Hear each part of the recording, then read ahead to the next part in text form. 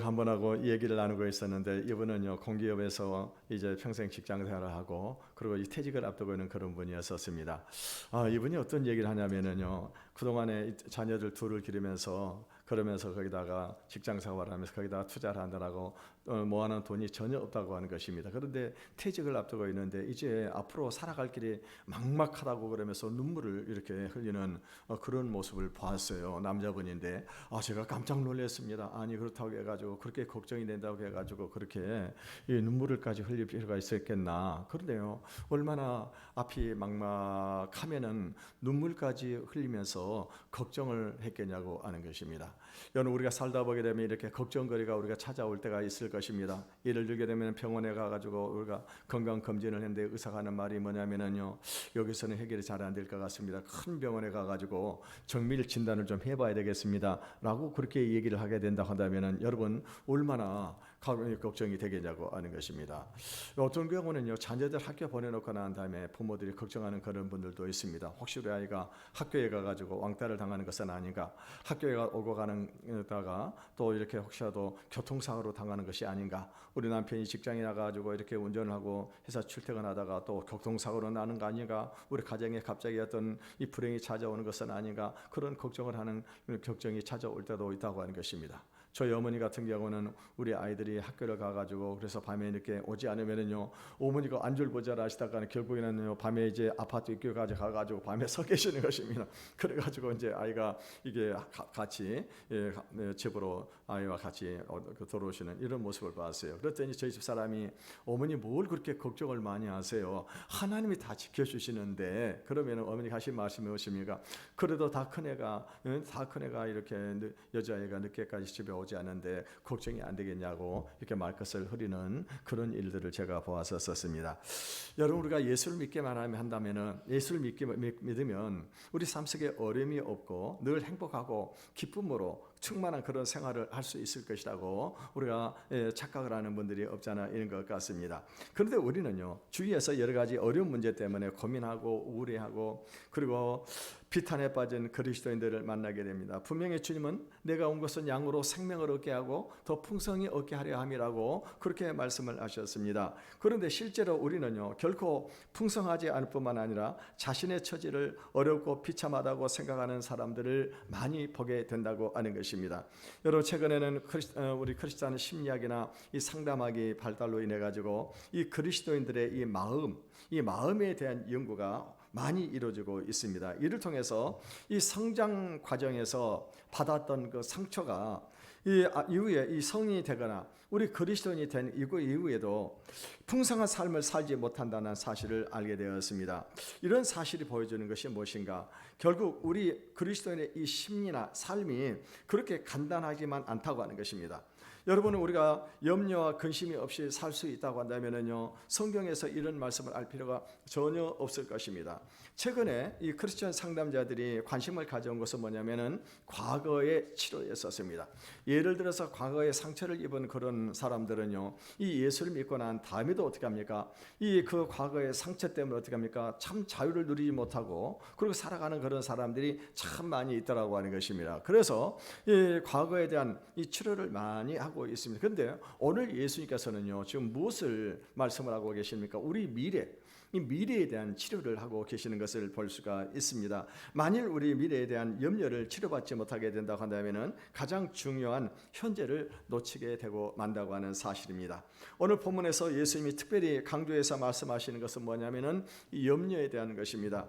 무엇보다도 먼저 예수님은요, 우리가 염려할 수 있다고 하는 사실을 인정을 하고 계시는 것입니다. 만약에 우리가 예수를 믿고 난 다음에 염려를 하지 않는 그런 삶을 산다고 한다면은요, 예수님께서 이 염려에 대해서 말씀을 하지 않으셨을 것입니다. 그런데 오늘 우리는 어떻게 합니까? 우리가 예수를 믿음에도 불구하고 여전히 우리가 살면서 염려를 할 수밖에 없는 그런 존재라고 하는 것입니다. 그래서 예수님은 이런 염려가 우리의 영혼에 악영향을 미치는지를 아시기 때문에 그 염려를 이기도록 이 말씀을 주시는 것입니다. 우리 먼저 25절의 말씀을 같이 읽어보겠습니다. 시작.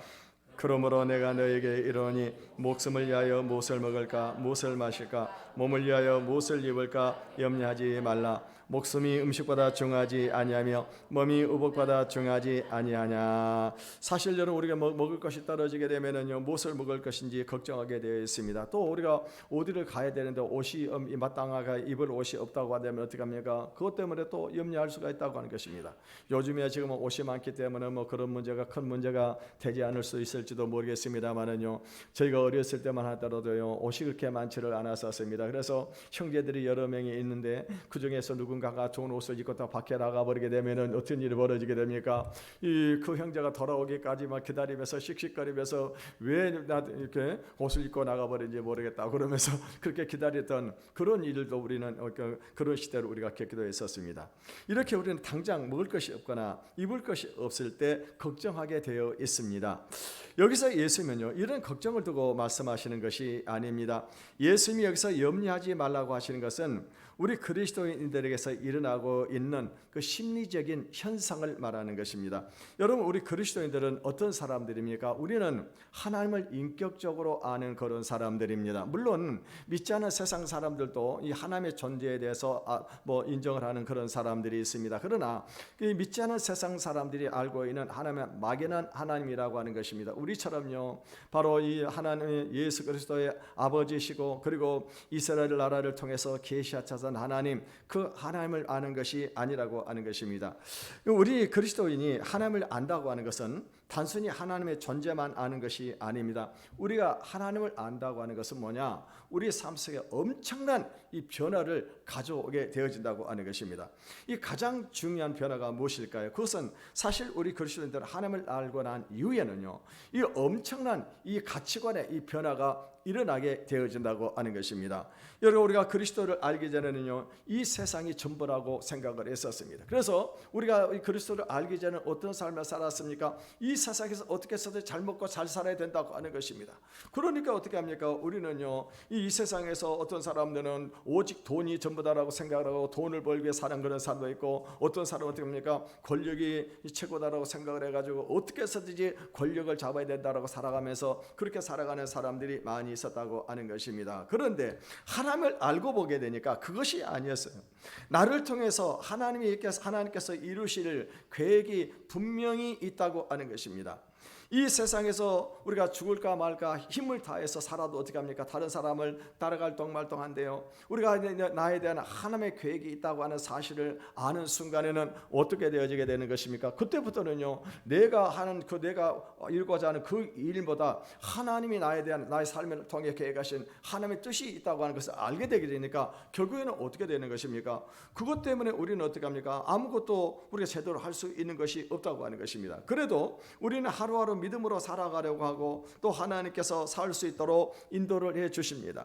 그런데 어느 날요, 미래를 염려할 수밖에 없는 그런 일이 터지더라고 하는 겁니다. 오늘 본문에 보면 그것이 먹을 것이고 또 입을 것이지만은요, 여러분, 오늘 우리가 삶 속에 살다 보게 되면은요, 우리는요 또 다른 그런 문제들이 생길 수 있다고 하는 것입니다. 예를 들어서 그 장사를 하면서 가게세를 내고 장사를 하고 있는데 주인이 어느 날 갑자기 장사도 잘 되지도 않는데 가게세를 많이 다 올려달라고 그렇게 요구를 하는 것입니다. 또 어떤 경우는 전셋집에 살고 있는데 이 전셋값이 폭등을 해가지고 어떻게 합니까? 전셋값을 그래서 올려달라고 그러는 것입니다. 그래서 우리가 이 전세를 하기 위해서 전셋집을 구하기 위해서 동네 여기저기 부동산을 다져보는데 그 동네에서는 살 수가 없는 거면 저 멀리 시골로 들어가야만 하는 그런 상황 가운데 빠질 때도 있다고 하는 것입니다. 여러분, 만약에 이런 일이 생기게 된다면 여러분요, 먼저 어떤 생각이 들까요? 먼저 우리 자기 자신에 대해서 아마 화가 나게 될 것입니다. 난 도대체 어떻게 인생이 이렇게 살아가면서 이렇게 다른 사람들은 아파트도 사고 평수도 넓혀가게 되는데 나는 쉽게 전셋집 하나도 제대로 마련하지 못해가지고 내가 이런 식으로 비참하게 인생을 살아가야 되는가? 그리고 하나님은 도대체 왜 나에게 이런 문제 가지고도 나에게 고민을 하게 만들고 걱정을 하게 하는가 하면서 어떻게 합니까? 갑자기 신앙에 대한 회의가 찾아올 수도 있다고 하는 것입니다. 또 여러분, 우리가 가족들이나 친구들을 만날 때도 마찬가지입니다. 여러분, 우리가 가족들이라든가 친구를 만나보게 되면은요, 그 사람들은 세상을 목적으로 열심히 나름대로 인생을 살아왔었습니다.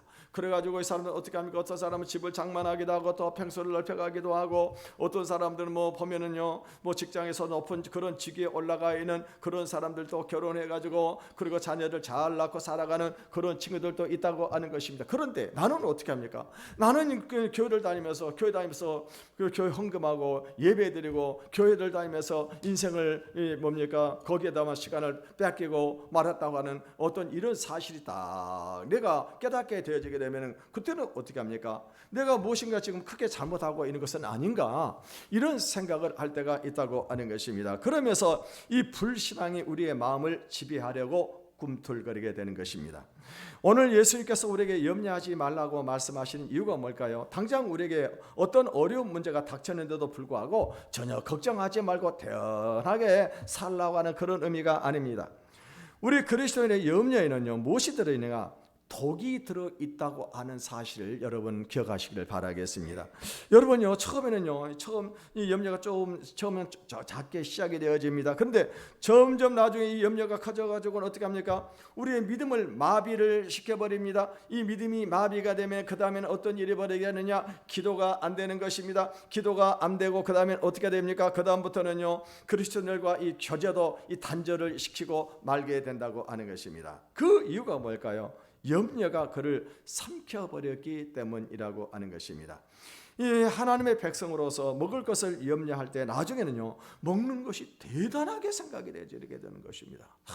먹고 사는 것이 이렇게 힘든가? 여러분, 옷을 염려하게 되면 어떻게 합니까? 이 옷이 그냥 대단하게 생각이 되어지게 되는 것입니다.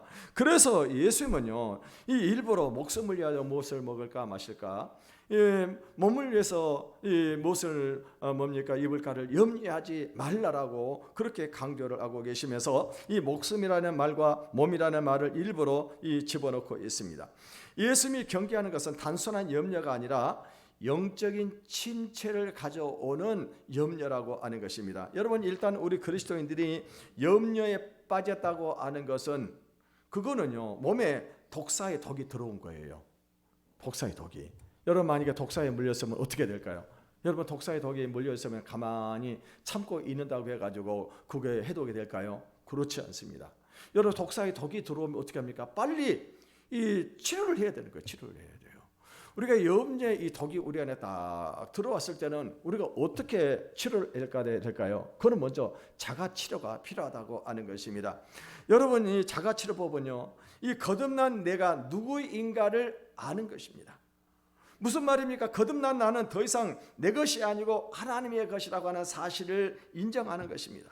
예수님은 이렇게 말씀하십니다. 25절 하반절을 읽어보겠습니다. 25절 하반절 시작. 목숨이 음식보다 중하지 아니하며 몸이 의복보다 중요하지 아니하냐. 여기서 목숨이라고 하는 것은요, 자연적으로 태어난 목숨이 아닙니다. 그리고 몸이라고 하는 것도 마찬가지입니다. 옛날에 그 몸을 말하는 것이 아니에요.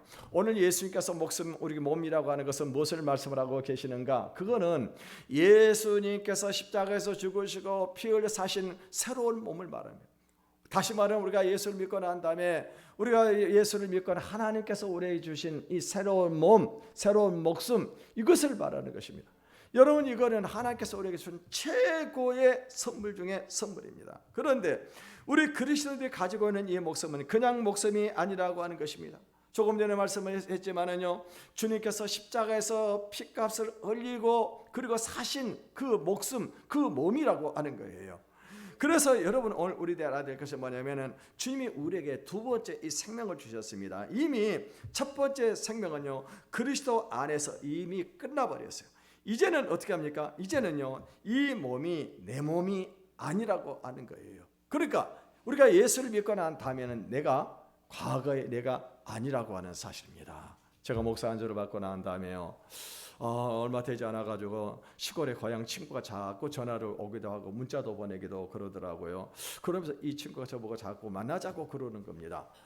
그런데요, 여러분요, 이 친구가 자꾸 만나자고 하는데 이 친구 어떤 친구냐면 남자친구가 아니고 여자친구예요. 그런데 이 여자친구가 옛날에 젊었을 때 저를 좋아했던 그런 여자친구예요. 결혼을 해가지고 아이까지 살고 있는데 근데 자꾸 전화를 해가지고 자꾸 문자를 보내는 거예요. 그래서 저는 어떻게 하면 제가 좀 순수하지 좋아하잖아요. 좀 이렇게 마음씨도 착하잖아요. 그러니까 고향 친구니까. 여러분 우리가 어렸을 때 시골 고향 친구도 어떻게 합니까? 우리가 뭐 허물없이 지내잖아요. 언젠가 하면은 저 지방에 살 때 고향 친구 여자 친구를 한번 길에서 만났어요. 만나가 보니까 얘기를 하고 그래서 저희를 데리고 저희 집에 데려와가지고 같이 차도 마시고 그랬었거든요. 고향 친구니까. 그래서 저는 이렇게 그 고향 친구니까는요 전화도 잘 받아주고 뭐 그렇게 했는데 자꾸 만나자고 그러는 거예요. 이게 보니까는요 불순한 생각이 들어 있는 것 같더라고요. 그러니까 저희 집 사람 그러는 겁니다. 왜 자꾸 그 응대를 해주냐고 하는 거예요 저한테. 그러면서 단호하게 끊으라고 그러더라고요. 그래서 제가 이제 말로는 전화로는 안 되겠더라고요. 그래서 문자를 제가 보냈습니다. 네가 알고 있는 정치철이는 과거의 정치철이가 아니다. 과거의 정치철은 이미 죽었다. 그러니 너 남편하고 아이들하고 잘 행복하게 잘 살아라 라고 제가 그렇게 얘기를 했어요. 여러분 우리 한번 앞뒤 자분들에게 이렇게 얘기해 봅시다. 나는 과거의 정치철이가 아니다. 난 과거의 정치철 죽었다. 한번 해보세요. 한번 해보세요. 내 이름 제 이름 대지 말고 여러분 이름 대가지고 우리가 예수를 믿으면 우리는 과거의 내가 아닌 거예요. 과거 나는 이미 죽은 겁니다. 이제 새로운 몸으로 우리가 하나님께서 우리 새로운 생명, 새로운 몸을 우리에게 주신 거예요. 어떤 때는요 정말 우리가 먹는 것이 너무나 대단하게 보일 수가 있습니다. 먹는 음식에 따라서 사람의 가치가 달라질 것 같습니다. 그때 우리가 해야 될 일이 뭐냐? 그거는요 우리가 논리적으로 추론을 해보는 것입니다. 도대체 이 목숨이 얼마나 가치가 있냐고 하는 겁니다. 근데 저 음식은 얼마짜리냐고 하는 것입니다. 여러분 그 음식 몇 푼하고 이 몸하고 비교할 수가 있습니까? 아니죠. 우리 몸도 마찬가지. 이 몸이 얼마나 큰 가치가 있는 것입니까? 그런데 그 옷, 그 몇 가지가 몇 푼짜리 안 되는 옷과 비교가 되겠냐고 하는 것입니다. 여러분요 하나님께서요 이렇게 귀한 몸, 이 몸을 주셨다고 한다면 우리에게 이 몸을 입힐 수 있는 옷은 당연히 주시지 않겠냐고 하는 것입니다. 하나님께서 우리에게 고귀한 새로운 삶을 선물로 주셨다고 한다면 우리는요 이 귀한 삶으로 하나님께 어떻게 영광을 돌릴 것인가 이것을 생각을 해야 되는 것입니다. 여러분요 만약에 우리가 하나님이 누군가 비싼 선물을 줬는데 그것을 사용하지 않고 그냥 내버리게 되면은 그것을 낭비하는 결과밖에 되지를 않는 거예요. 하나님께서 우리에게 너무나도 귀한 몸, 너무나도 귀한 생명을 우리에게 주셨다고 한다면 우리는 어떻게 될까요? 이 몸을 사용해 가지고 어떻게 하면 하나님을 기쁘시게 할 것인가 그것을 생각하시기를 바라겠습니다. 하나님께서는요 우리에게 이 어려운 시기를 주신 것은 뭐냐? 바로 이것을 깊이 생각하는 시간을 갖게 하기 위해서입니다. 만일 우리의 삶이 전혀 어려움이 없이 평탄하게 그런 삶을 살게 된다고 한다면요 여러분 우리는 어떨까요? 믿지 않는 세상 사람들 똑같이 살게 될 것입니다. 그러면서 어떻게 합니까? 그냥 뭐 조금이라도 뭐 다른 사람에게 손해보지 않으려고 하면서 경쟁적으로 다른 사람에게 보다 더 많은 것을 차지하려고 하게 될 것입니다. 그런데 이런 어려움을 통해서 이런 대열에서 한번 이탈이 되어보게 되면은 자기 자신에 대해서 깊이 생각할 수 있는 시간을 갖게 되어지게 됩니다. 지금 예수님은요 도대체 하나님께서 무엇 때문에 너를 부르셨고 또 너를 통해서 이루시기를 원하는 그 계획이 무엇인지 우리가 이런 기회를 통해 가지고 깊이 한번 생각을 해보라고 하는 그런 의미라고 하는 것입니다. 여러분 우리 그리스도인들이 영적인 침체에서 벗어나는 길은요 말씀을 가지고 우리가 이 깊이 추론을 해서 자신의 감정을 설득하는 것밖에 없어요. 자신의 감정을. 이 예수님은요 염려에 빠진 제자들을 위해서 두 가지 예를 드셨습니다. 하나는 공중에 나는 새, 또 하나는 들에 있는 백합화를 보라고 말씀을 하셨습니다. 먼저 예수님은요 공중에 나는 새를 보라고 그렇게 말씀을 하셨습니다. 26절을 읽어보겠습니다. 시작. 공중의 새를 보라. 심지도 않고 거두지도 않고 창고에 모아 들이지도 아니하되 너희 하늘 아버지께서 기르시나니 너희는 이것들보다 귀하지 아니하냐. 이 공중의 새를 가지고 이 하나님과 연결을 시켜서 생각을 해보게 되니까 엄청난 추론이 가능한 것입니다. 여러분 새는요 농사를 짓지 않습니다. 씨를 뿌리지도 않고 거두지도 않고 창고에 모아 들이지도 않습니다. 그런데 새는 어떻게 합니까? 새는 아무것도 걱정을 안 해요. 아무것도. 새들이 걱정하는 거 보셨어요? 여러분 우리가 가끔 철새들이 이렇게 오는 것을 모습을 보게 되면 낙동강이라든가 아니면 바닷가 같은 데 이렇게 보면요 철새가 몰려들면은 수만 마리, 수십만 마리가 몰려들어 가지고 이 움직이는 건 정말 장관을 이루잖아요. 그죠? 이 어마어마한 이 철새들 이런 새들이 어떻게 합니까? 이런 세대를 지금 누가 먹이세요? 하나님이 먹이고 계시냐. 그러니까 이런 세대를 먹고 마실 것을 전혀 염려하지를 않더라고 하는 것입니다. 예? 그래서 여러분, 우리가 어떤 그런 염려가 찾아오게 되면 어떻게 될까? 빨리 밖으로 뛰쳐나가 봐야 돼요. 밖에 나가서 뭐를 봐야 돼요? 공중에 나는 새를 보는 겁니다. 그럼 새들이 뭐라고 얘기할까요? 나를 보라는 거예요. 나를 보세요. 나는 아무것도 염려하지 않습니다. 그런데 당신은 나보다는 얼마나 귀한 존재입니까? 하나님께서 당신을 충분히 먹일 것을 할 것이니까 아무 걱정하지 말라고 새들이 우리한테 그런 얘기를 할 것입니다. 그러니까 우리 그리스도인들은 먹을 것이 없다고 방구석에 차박혀 있으면 안 되는 것입니다. 빨리 밖으로 나가지고 공중의 새를 찾아봐야 됩니다. 그리고 하나님의 신실하심을 붙들어야 되는 겁니다. 27절도 읽어보겠습니다. 시작. 누가 염려함으로 그 길을 한 자라도 더할 수 있겠느냐. 예수님은요, 염려의 무익함에 대해서 말씀을 합니다. 이 염려를 하면 키가 한 자나 더 자라겠다고 하는 것입니다. 여기서 한 자는 한 30cm입니다. 여러분, 우리가 만약에 키가 작은 사람이 만약에 내가 염려하면 키가 좀 자랄까 싶어서 염려를 해보세요. 열심히 염려해보세요. 그렇다고 하고 키가 자라겠냐고 하는 거예요. 염려는 백해 무익하다고 하는 것입니다. 여러분요, 특히 염려는요, 모든 것을 자기 안에다 다 가둬버리게 됩니다. 나만 지금 이런 어려움을 겪고 있고, 나만 무능하고 나만 재수가 없다고 생각을 하게 만드는 것입니다. 이것이 마귀가 하나님을 바라보지 못하게 만드는 속임수라고 하는 거예요. 여러분, 실제로 하나님께서 나에게 이런 어려움을 주시는 이유가 뭘까요? 왜 나에게 어려움을 줄까요? 그래서 하나님이 나를 연단하고 계시는 거예요. 여러분, 우리가 예수 믿음에도 불구하고요, 어려움이 계속되는 분들은 꼭 이것을 기억하시길 바라겠습니다. 하나님이 왜 나를 연단했어요? 나를 승과 같은 그런 믿음의 사람으로 만들게 하기 위해서 하나님이 어떻게 합니까? 나를 연단하고 계시는 거예요. 여러분, 우리가 이 승과 같은 믿음을 가지게 되면 그때부터 어떻게 합니까? 이제는요, 우리가는요, 아무것도 염려할 것이 없습니다. 여러분, 전에도 말씀을 드렸습니다만, 제가 그 신학을 공부하면서 한 달에 50만을 교회에서 전도사 사례를 주는데요. 거기서 뭐 아파트 부금하고 뭐 이렇게 뭡니까 그 의료보험이라든가 뭐 이런 거 떼고 나면은 35만이 빠져나갑니다. 35만이 통장에서 그대로 빠져나가요. 그리고 교회 11조하고 감사헌금하고 주일헌금 우리 식구들 딱 떼고 나면 제로, 아무것도 없는 거, 아무것도. 우리 식구가 5식구예요. 어머니까 5식구예요. 저는 대학원을 다니고 있고, 우리 딸내미 고등학교를 다니고 있고, 둘째는 초등학교를 다니고 있습니다. 여러분, 그런 상태에서 어떻게 생활이 되겠냐고 하는 거예요. 근데 하나님이 그때 연단을 하셨어요. 참 감사한 게 뭐냐면은, 그럼에도 불구하고 저희 굶어본 적이 한 번도 없었습니다. 대학원에 등록금을 내본 적이 없었어요. 우리 아이들 고등학교 다 나오고 다 했었어요. 여러분, 우리가 이렇게 어려움을 통해 가지고 우리가 연단이 되고 나면은 우리가 어떤 믿음을 가지게 됩니까? 정말 이 순금 같은, 이 정금과 같은 그 믿음. 여러분, 이 믿음이 중요한 거예요. 믿음은 바라는 것들의 실상입니다. 그러니까 이 믿음을 가지면 어떻게 합니까? 이 바라는 대로 다 이루어지는 축복이 있는 거예요. 그래서 하나님께서 어떻게 합니까? 우리에게 이와 같은 어려운 시기를 겪도록 하게 한다고 하는 것입니다. 특히 염려는요, 모든 것을 자기 안에다 다 가둬버립니다. 다 가둬버려요. 그래서 우리가 이게 중요한 것이 뭐냐면은, 절대로 우리는요, 그 안에 갇혀서 살아서는 안 된다고 하는 것입니다.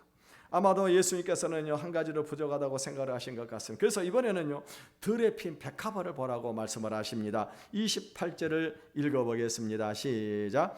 또 너희가 어찌 의복을 위하여 염려하느냐? 들의 백합화가 어떻게 자라는가 생각하여 보라. 수고도 아니하고 길쌈도 아니하느니라. 여러분요, 요즘은 뭐 의복이 사가지고 흔해가지고는 옷 같은 것은 쉽게 우리가 살 수 있었습니다만, 옛날에는요, 고대에는 옷 한 벌이 굉장히 장만하기가 어려웠었습니다. 고대에는 요즘에 뭐로 말하면은 옷 한 벌, 자동차 한 벌 정도 하나 살 정도, 그 정도로 어려웠었어요. 고대에는요. 이 예수님의 제자들이 지금 옷을 헐벗고 있는 것은 아닙니다. 그러나 이 예수님의 제자들이 어떤 염려를 했을까요? 그렇게 지금 생활하다 보면 옷 한 벌도 제대로 사입지 못하는 그런 형편에 처하는 것은 아닌가, 이런 생각을 할 수가 있다고 하는 것입니다.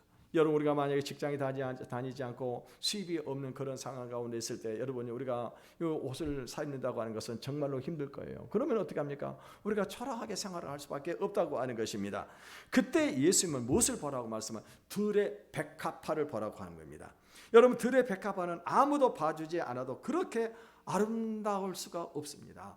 여러분 하나님 앞에서 아름다운 것은 무엇이냐? 그 사람의 옷이 아니라고 하는 것입니다.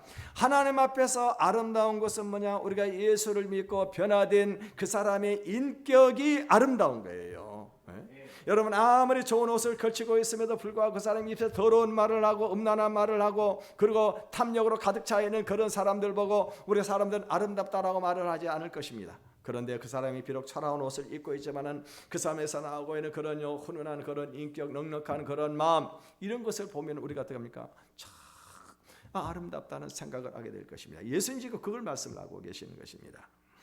29절도 읽어보겠습니다. 시작. 그러나 내가 너에게 말하노니 솔로몬의 모든 영광으로도 입은 것이 이 것 하나만 갖지 못하였느니라.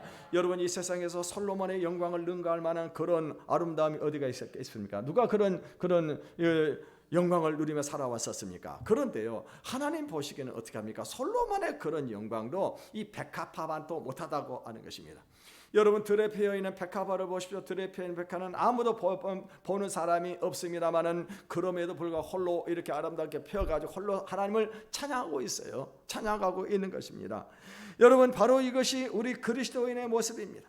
우리 그리스도인의 아름다움은요 누군가가 인정을 해주기 때문에 찬양을 하는 것이 아니에요. 여러분 우리 그리스도인의 아름다움은 꽃병에 꽂혀 있는 그런 것이 아름다움이 아닙니다. 조화의 아름다움이 아닙니다. 우리 그리스도인들은 어떤 아름다움일까요? 생화의 아름다움이에요.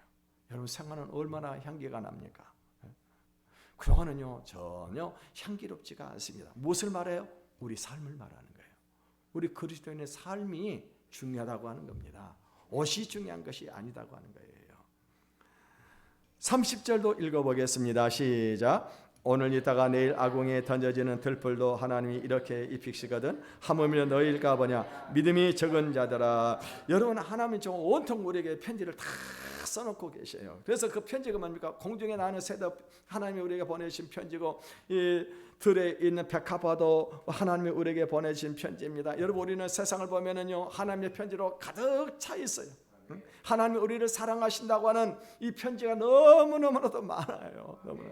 여러분 가을 봄이 되면서 이 아름다운 이 꽃들을 보면서 여러분 무엇을 생각하셨습니까? 여러분 꽃이 폈구나, 꽃이 아름답구나. 그게 아니죠. 저는 어떻게 보냐면 하나님이 나를 위해서 이렇게 꽃을 만들어 놓으셨구나. 이 하나님 나를 위해서 이렇게 중랑천을 아름답게 시에서 의정부시에서 이렇게 꾸미고 계시는구나. 이 중랑 의정부시에서 이렇게 다 꾸며놓으니까 어떻게 합니까? 내가 이 아름다운 중랑천을 걸어다니면서 얼마나 행복한지 모릅니다. 여러분 하나님이 온통 세상에 나를 사랑하신다고 하는 이 편지를 우리에게 써놓고 계시는 것입니다. 그런데 이 편지를 읽지 못하고 자기 문제에 깊이 빠져 있는 것은 불신앙입니다. 그것이 바로 믿음이 작은 자예요. 어떤 믿음이 작은 믿음인가요? 믿음을 사용하지 않고 자기 생각과 감정을 믿는 것입니다. 여러분 우리 믿음은 어떻게 적용을 해야 되는 거예요. 우리가 어려움 가운데 있을 때 그 믿음을 적용을 해가지고 그 어려움을 이기고 덮어버리는 것이 믿음이라고 하는 것입니다. 그런데 그 믿음을 사용하지 않은 사람은 믿음이 작은 자라고 예수님께서 말씀을 하고 계십니다. 예수님이 사용하신 방법이 무엇입니까? 두 가지예요. 하나는 나를 염려스럽게 하는 상황에서 잠시 벗어나서 다른 것을 보는 것입니다. 공중의 새와 들의 백합화를 보는 것이 이것은요 자기 문제에서 잠시 벗어나 보는 건데 자기보다 훨씬 못한 새나 아니면 이 백합화를 보면서 어떻게 합니까? 그러면서 자기 문제가 보이더라고 하는 거예요. 그러고 나서 어떻게 합니까? 논리적으로 추론을 하는 것입니다. 아니요 오늘 있다 내일 아궁에 던져지는 이런 들풀도 하나님께서 이렇게 입히시거든. 하물며 나을까 보냐. 하나님께 내 삶을 책임지지 않겠냐고 하는 것입니다. 이렇게 논리적으로 추론을 하는 것이 중요해요. 그래서 말씀을 가지고 추론을 해야 됩니다. 다른 사람이 한 말을 가지고 추론을 하게 되면 오히려 오해만 생기는 것입니다. 그러면 우리 그리스도인들은 아무리 어려운 상황 가운데 처해 있어도 아무 생각도 하지 말고 멍청하게 가만히 시간이 흐르기만을 기다리면 될까요? 우리 31절을 읽어보겠습니다. 시작. 그러므로 염려하여 이르기를 무엇을 먹을까 무엇을 마실까 무엇을 입을까 염려하지 말라. 예수님이 뭐라고 하면 단호하게 아무것도 염려하지 말라고 그랬어요. 아무것도 염려하지. 근데 여러분 그렇게 말씀하시는데도 어떻게 합니까? 말씀하셔도 염려가 오는데 어떻게 합니까? 어떻게 해요? 어떻게 해요? 그럴 때 어떻게 해요? 기도하라는 거예요. 빌립보서 4장 6절 7절에 무슨 말씀했습니까? 아무것도 염려하지 말고 오직 모든 일에 뭐 하라고 그랬어요? 기도와 간구로 늘 구할 것을 감사함으로 하나님께 아뢰라 그랬어요. 그러니까 염려가 찾아올 때는 어떻게 해요? 우리가 기도하는 겁니다. 또 그래도 우리가 또 염려가 오면 이렇게 간절히 하나님 앞에 기도하는 거예요. 그래도 어떻게 해요? 하나님께 맡겨버리는 거예요. 하나님께 맡겨버리면 어떻게 합니까? 그때 하나님 우리 마음에 평강을 주시는 겁니다. 평강을 주시네요. 32절을 읽어보겠습니다. 시작. 이는 다 이방인들이 구하는 것이라 너희 하늘 아버지께서 이 모든 것이 너에게 있어야 할 줄을 아시느니라. 이런 이방인들은요, 믿지 않은 사람들은 염려해야 돼요. 염려 안 하면 그 사람들 굶어 죽습니다. 굶어 죽습니다. 근데 우리 예수 믿는 사람들은 전혀 염려할 필요가 없다고 하는 것입니다. 하나님이 왜 염려할 필요가 없냐? 하나님 다 알고 계세요. 하나님이 나에게 돈이 필요하고 직장이 필요하고 나에게 결혼할 배우자가 필요하다는 것 다 알고 계세요. 하나님 다 알고 계세요. 그러면 여러분요, 그러면 이 염려의 솔루션이 뭐냐고 하는 거예요. 이 염려의 해결 방법이 뭐냐고 하는 겁니다. 우리 33절을 읽어보겠습니다. 시작. 그런즉 너희는 먼저 그의 나라와 그의 의를 구하라. 그리하면 이 모든 것을 너희에게 더하시리라. 아멘. 하나님은요, 우리가 마땅히 구할 것을 말씀을 하고 계세요. 그것이 뭐예요? 먼저 그런 염려보다 먼저 뭐라고요? 그의 나라와 그의 의를 구하라. 그리하면 어떻게 하신다고요? 이 모든 것을 더하여 주신다고 하는 거예요. 먼저 무엇을 구하라? 그의 나라, 하나님의 나라를 구하라고 하는 거예요. 여러분, 하나님의 나라가 뭡니까? 하나님이 통치하는 나라죠. 하나님은 어떻게 통치합니까? 믿는 자들을 통해서 하나님이 통치하는 것입니다. 그래서 우리가 중요한 것은 뭐냐? 먼저요, 오늘 우리가 알아야 될 것이 뭐냐? 오늘도 우리를 통해서 구원받아야 할 사람들이 있다고 하는 거예요. 여러분, 하나님의 나라는 바로 믿는 사람들을 통해서 확장이 되어 나가는 것입니다. 믿는 사람들을 통해서 우리의 이 생각이, 우리의 마음이 어디에 집중이 되어 있어야 되느냐? 하나님의 나라를 위해서 집중을 하라고 하는 것입니다.